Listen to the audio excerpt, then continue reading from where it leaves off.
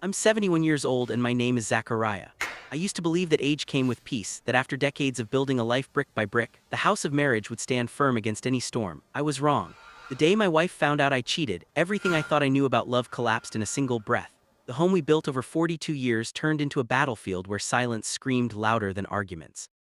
The most shocking moment didn't come with shouting or thrown objects. It came on a quiet Tuesday morning. I was standing in the kitchen holding my coffee mug with both hands when my wife, Margaret, placed my phone on the table between us. She didn't yell, she didn't cry. She just looked at me like I was a stranger who had wandered into her house by mistake. Her eyes were calm, too calm, and that frightened me more than anger ever could. "You left this unlocked," she said softly. My heart dropped into my stomach. The messages were still open on the screen. I didn't need to read them to know what she had seen. In that moment, time slowed down like the world was giving me one last chance to undo the past. I opened my mouth to speak, but no words came out. Margaret nodded once as if confirming something she had already known in her bones, then turned and walked away.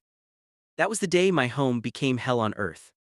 If you're listening to this a few minutes in, take a moment and share where you're watching from. Maybe your story will cross paths with mine in the comments. Before that morning, I would have told anyone that Margaret and I had a good marriage. Not perfect, but solid. We met in our 20s, married young, raised 2 children, buried parents, celebrated promotions, survived illnesses, and retired into a quiet routine that felt earned. Our family home sat on a calm street in a modern American city, the kind where neighbors wave but don't pry. Margaret loved her garden. I loved my garage. We shared dinners, television shows, and a lifetime of inside jokes. So how did a man like me, a grandfather with silver hair and aching knees, end up betraying the woman who stood by him through everything? The answer shames me, but it's the truth. Loneliness doesn't always come from being alone. Sometimes it grows quietly inside a full house. After retirement, the days stretched long. Friends moved away or passed on. Our children were busy with their own families. Margaret found comfort in routines and faith. I felt invisible. When a woman from a community volunteer group started listening to me, really listening, I mistook attention for affection. One poor choice led to another, and I crossed a line I promised myself I never would. I told myself it didn't mean anything. I told myself I would stop. I told myself Margaret would never know. I was wrong about that too. After she found out, Margaret didn't leave. That almost made it worse. She stayed, but she withdrew into herself. The house grew cold. She stopped cooking my favorite meals. She stopped asking about my day. At night, she slept on the far edge of the bed, her back turned like a locked door. Every attempt I made to apologize bounced off an invisible wall. I tried everything I could think of to buy back her trust. I wrote letters, pages and pages of them, spilling my regret onto paper. I bought flowers until the florist started greeting me by name. I suggested counseling. I offered to sleep in the guest room. I even sold my prized vintage car, thinking the sacrifice would prove how serious I was. Nothing worked. Our children noticed the tension during visits. My daughter avoided eye contact. My son spoke to me politely but distantly, like a coworker instead of a father. Friends stopped inviting us to gatherings. Word travels fast in quiet communities and shame travels faster. At my lowest point, I stood alone in the living room one evening, surrounded by photographs of a life I had damaged. Wedding pictures, family vacations, smiling faces frozen in time. I felt smaller than I ever had before. The man in those photos didn't look like me anymore. Yet somewhere deep inside, a stubborn spark refused to die. I wanted redemption. I wanted forgiveness. More than anything, I wanted my wife to look at me again with something other than disappointment. But what I didn't know then was that Margaret was carrying her own secret, one that would change everything I thought this story was about. And the night I finally discovered what she had been hiding would push our fragile marriage to the edge in a way I never saw coming. Margaret's silence became heavier than any argument. Weeks passed, then months, and the distance between us grew into something solid, like a wall built brick by brick with every unanswered question and every cold glance. We lived in the same house, ate at the same table, but we were strangers sharing an address. Sometimes I caught myself talking just to hear a human voice, even if she didn't respond. Our family dynamics shifted in ways I never expected. My daughter Elaine started calling Margaret more often, checking on her, inviting her out for lunch without me. My son Richard barely called at all. When he did, his voice was careful, measured, like he was afraid of saying the wrong thing. I couldn't blame them. I had broken something sacred, and they were choosing sides without saying it out loud. Margaret's sister Linda became a frequent presence in our home. She had always been polite to me, never warm, never cruel. After the betrayal came out, her politeness vanished. She spoke to me only when necessary, her eyes sharp with judgment. I overheard whispers between her and Margaret late at night, voices low but intense. Every time I walked into the room, the conversation stopped. I felt like an outsider in my own living room. The loneliness was unbearable. I missed the way Margaret used to laugh at my corny jokes. I missed her touch, her warmth, the simple comfort of knowing I was loved without question. Now every day felt like a punishment I couldn't escape. At night, I lay awake replaying my mistakes, wishing I could turn back time just once. I finally convinced Margaret to attend marriage counseling with me. It took weeks of asking, and even then, she agreed with conditions. "This doesn't mean forgiveness," she said flatly. "It just means I'm trying to understand why." Those words gave me a fragile sense of hope. The counseling sessions were painful. The therapist asked questions I didn't want to answer. Margaret spoke calmly, but her words cut deep. She talked about years of quiet sacrifices, moments when she felt unseen, times when she chose peace over confrontation. Hearing her side forced me to face the truth I had been avoiding. My betrayal wasn't just a mistake, it was the result of long-neglected cracks in our relationship. Still, something felt off. Margaret shared her pain, but she held back. I could see it in the way she paused before answering certain questions, in the way her hands clenched when the therapist asked about trust and the future. She spoke like someone reading from a script, careful not to reveal too much. At home, the tension continued. One evening, I overheard her on the phone in the kitchen. She didn't know I was standing in the hallway. "I can't do this forever," she whispered. "I'm tired, I just need time." My heart raced. Was she planning to leave me? Had she already decided and counseling was just a formality? I confronted her later that night, not with anger but with fear. "Margaret," I said quietly, "are you planning to walk away from this marriage?" She looked at me for a long moment, then turned away. "I don't know," she replied. "Some days I want to stay, some days I can't even look at you." Her honesty hurt, but it was better than silence. As weeks passed, small changes appeared. Margaret began cooking again, though she never asked what I wanted. She sat closer on the couch, though our hands never touched. I mistook these gestures for progress, clinging to them like proof that we were healing. Then the manipulation started, though I didn't recognize it at first. Linda began offering unsolicited advice. "You should give Margaret space," she told me. "Don't pressure her. If you really love her, you'll accept whatever decision she makes."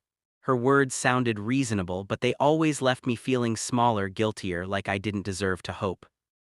Even friends started distancing themselves. Invitations stopped coming. Calls went unanswered. I later learned that rumors were circulating, twisted versions of the truth painting me as heartless and irredeemable. No one asked for my side. The emotional lows hit hardest when I was alone. I questioned my worth, my identity, my entire past. Was I always this selfish? Had I fooled myself into believing I was a good husband? At 71, the idea of starting over terrified me. The house felt too big, the nights too long. Yet there were moments of strange clarity. In counseling, I began to understand my own emotional failures. I started journaling, not to impress Margaret but to confront myself. For the first time in my life, I admitted my fears, my insecurities, my need for validation. It didn't fix the marriage, but it grounded me. Just when I thought things couldn't get more complicated, an unexpected discovery shook me to my core.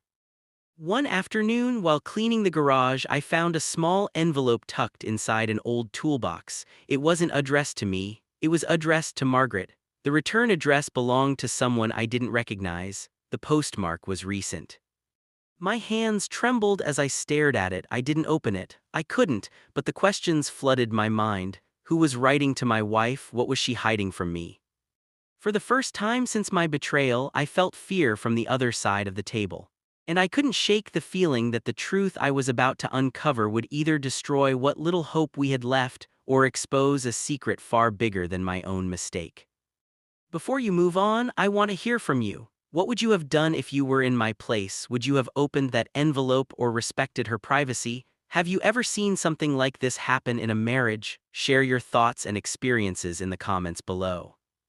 I didn't open the envelope that day. I stood in the garage for a long time, the smell of oil and old wood surrounding me, staring at Margaret's name written in careful handwriting. My heart pounded like I had done something wrong just by holding it. In the end, I slid it back exactly where I found it. After all, I had already violated her trust once. I told myself I wouldn't do it again. But once a seed of doubt is planted, it grows whether you water it or not. From that moment on, I began noticing things I had ignored before. Margaret guarded her phone more closely. She stepped outside to take calls, lowering her voice even when the street was empty. She started dressing differently when she went out, putting more care into her appearance than she had in years. These details haunted me at night, replaying in my mind like scenes from a bad dream. The irony was cruel. I was the one who cheated, yet now I was the one lying awake, afraid of losing everything. Linda's presence became more frequent. She practically moved into our guest room, claiming she wanted to support her sister. Her support, however, felt like control. She filled Margaret's head with words I could almost hear echoing through the walls. "You deserve better. You don't owe him anything. People don't change at his age." Sometimes I wondered if Linda enjoyed watching me suffer. The emotional lows deepened. Margaret still spoke to me, still shared meals, but there was a distance in her eyes that frightened me more than anger ever could. I tried not to accuse her of anything. I knew how that would look. A guilty man projecting his sins onto his wife, so I swallowed my questions and wore my remorse like a badge. One evening, during a counseling session, the therapist asked Margaret a simple question. "Have you considered emotional connections outside the marriage since the betrayal?" Margaret froze just for a second, but I saw it. Her fingers tightened around her purse strap. She cleared her throat before answering. "I've considered many things," she said carefully. The room felt suddenly too small. After that session, she barely spoke on the drive home. When I finally asked her what she meant, she looked out the window and said, "Sometimes people seek understanding where they feel safe." Her words echoed in my chest like a warning bell. That night, I couldn't sleep. I replayed every interaction, every missed sign. Was this karma? Was I now tasting the same fear I had forced on her? The thought crushed me, yet I couldn't escape it. I prayed silently, asking for strength to face whatever truth was coming. A few days later, the truth came closer than I expected. I returned home early from a walk and heard voices in the living room, Margaret's voice and another man. I stopped in the hallway, my heart racing. I recognized the man's voice from somewhere, but I couldn't place it. He sounded calm, reassuring. "I don't want to pressure you," he said. "You need to do what's right for you." Margaret sighed. "I just don't know if I'm strong enough." I stepped into the room. The man stood up immediately. He was around my age, well-dressed, with kind eyes and a gentle smile. Margaret looked startled, then strangely composed. "This is Daniel," she said. "He's a friend." Daniel extended his hand. I shook it automatically, my mind spinning.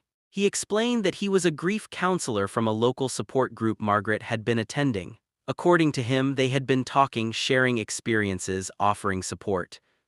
Everything sounded reasonable. Too reasonable. After Daniel left, I confronted Margaret, my voice shaking despite my effort to stay calm. "Is he the one sending you letters?"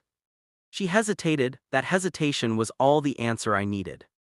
"Yes," she finally said, "but it's not what you think." Those words hit me like a punch to the chest. She explained that Daniel had been helping her process the betrayal, that their communication was emotional support, nothing more. She said she hadn't crossed any physical lines. I wanted to believe her. I truly did, but the pain was overwhelming, layered with irony and regret. For the first time since her discovery of my affair, I felt truly humiliated. Not because she had found comfort elsewhere, but because I realized how deeply I had wounded her. I had pushed her into the arms of understanding I should have provided. The peak conflict came later that week. During a family dinner arranged by our children, Linda made sure the truth came out. In front of everyone, she mentioned Daniel casually, watching my reaction closely. My daughter looked confused. My son looked angry. Margaret sat silently, her face pale. I stood up, my legs unsteady, and excused myself. I locked myself in the bathroom, staring at my reflection. The man looking back at me seemed broken, smaller, defeated. For the first time in decades, I felt truly alone, humiliated not just as a husband but as a man. I didn't know it then, but that night would force a confrontation that could no longer be avoided. Secrets had a way of surfacing, and the next revelation would change the direction of our marriage forever. Before we continue, let me ask you something. What would you have done if you were in my place at this moment? Would you have walked away or fought harder for the marriage? Have you ever seen a situation where betrayal came from both sides, even if it looked different? Share your thoughts and experiences in the comments. The morning after that family dinner, I woke up with a heaviness in my chest that made it hard to breathe. Margaret was already awake, sitting at the edge of the bed, fully dressed. Her posture was stiff, like she had made a decision sometime in the night. I knew then that whatever was coming could no longer be delayed. "I think we need to talk," she said without looking at me. Those words used to scare me when I was younger. At 71, they felt like a final verdict. We sat across from each other at the dining table, the same place where we had shared decades of meals, laughter, and arguments. Sunlight streamed through the window, touching the family photos on the wall like a cruel reminder of what we once were. Margaret folded her hands carefully as if she was afraid they might tremble. "I didn't plan for things to get this complicated," she began. "When you cheated, something inside me broke, not loudly, quietly. I stopped trusting my own judgment. I questioned my worth. Daniel didn't come into my life as a replacement for you. He came in when I was drowning." I listened. For once, I didn't interrupt. I didn't defend myself. I didn't beg. She admitted that the letters were emotional, deeply personal. She admitted she leaned on him in ways she used to lean on me. But then she said something I didn't expect. "I realized something," she continued. "As much as Daniel listened, as much as he made me feel understood, he wasn't my husband, and I didn't want to become someone I couldn't recognize either." Tears filled her eyes for the first time since that morning in the kitchen months ago. She confessed that Linda had been pushing her toward leaving me, exaggerating my betrayal, feeding her anger, and subtly encouraging emotional dependence elsewhere. Linda had her own scars from a failed marriage, and Margaret finally saw that her sister's advice came from unresolved bitterness, not wisdom. That was the truth revealed, the manipulation I sensed but couldn't name. When Margaret finished speaking, the silence returned, but it felt different, heavier yet honest. "I don't know if I can forgive you," she said, "but I know I don't want to live the rest of my life consumed by resentment." Something inside me shifted. For the first time, forgiveness wasn't the goal, healing was. I told her the truth too, not just about the affair but about my loneliness, my fear of aging, my shame. I admitted that my betrayal came from weakness, not lack of love. I didn't excuse myself, I owned it fully. I told her I was prepared to live with whatever boundary she needed to feel safe again, even if that meant distance, even if that meant separation. That honesty changed the tone of the room. We decided together to pause counseling temporarily and begin individual therapy. Margaret needed space to heal without pressure. I needed to confront the parts of myself I ignored for decades. We also agreed on clear boundaries: no private letters, no emotional dependencies outside the marriage, full transparency moving forward. It wasn't a reunion, it wasn't a fairy tale ending. It was a ceasefire. The aftermath was slow and uncomfortable. Some days Margaret barely spoke to me, other days she asked questions about my therapy sessions. We took walks together, not holding hands but not avoiding each other either. The house began to feel less like a prison and more like a place under repair. Our children noticed the change, not joy but calm. That alone felt like progress. Months later, something unexpected happened. Margaret reached for my hand while we sat on the porch one evening. She didn't say anything, she didn't smile, she just held it. That small gesture carried more weight than all the apologies I had ever given. I learned that trust doesn't return the way it left. It comes back differently, fragile and conditional. I learned that love at this stage of life isn't about grand gestures but daily accountability. I learned that betrayal doesn't end when the affair ends, it echoes until the lesson is fully faced. Today, I won't tell you that everything is perfect. It is, but there is peace where there used to be chaos, there is honesty where there used to be fear, and there is humility where pride once ruled. If I could give one piece of advice to the younger ones listening, it would be this: don't wait for loneliness to teach you communication. Don't look for validation outside your home when you haven't checked the cracks inside it. And if you ever break someone's trust, understand that forgiveness is not something you earn with gifts or words, it's something that grows only when real change takes root. I am 71 years old and I learned this lesson late, but I am grateful I learned it while there was still time to heal. Have you ever experienced betrayal like this, either giving it or receiving it? What would you have done differently if you were in my place or my wife? Share your story and your thoughts in the comments.